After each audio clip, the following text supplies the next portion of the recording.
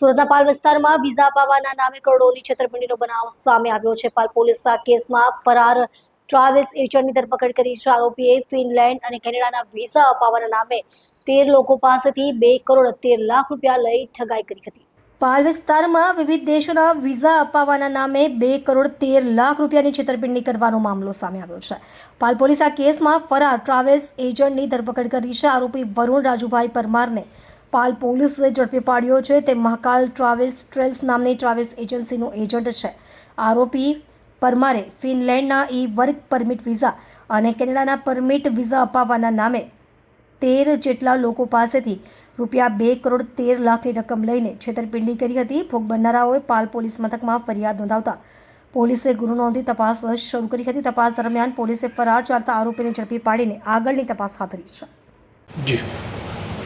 પાલ police સ્ટેશનની અંદર visa ફ્રોડનો case પાછલા દિવસમાં રજીસ્ટર કરવામાં આવેલ હતો, જેમાં કુલ 23 જેટલા અલગ અલગ ક્લાયન્ટ્સના 39 લાખ રૂપિયા લઈ જે પરમિટ વિઝા છે એ આપવામાં આવેલ ન હતા.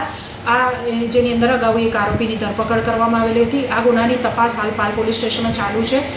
જે દરમિયાન વરુણભાઈ રાજુભાઈ પરમાર નામનો ઈસમ જે પોતે પણ વિઝાનું કામ કરે છે, તેની સંડોવણી જણાઈ આવતા પાલ પોલીસ સ્ટેશન દ્વારા તેની ધરપકડ કરી રિમાન્ડ લઈ ઇન્વેસ્ટિગેશનની કાર્યવાહી આગળ ચાલુ કરવામાં આવી છે.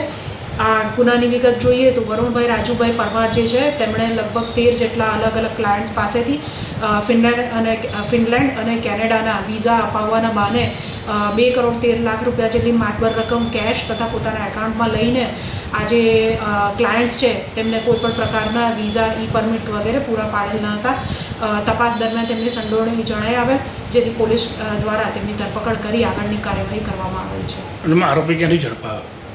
આરોપીને પોલીસ દ્વારા ટેકનિકલ સર્વેલન્સ અને એના આધારે પોતાના જે નાસ્તો ફરતો હતો ત્યાંથી ઝડપી પાડવામાં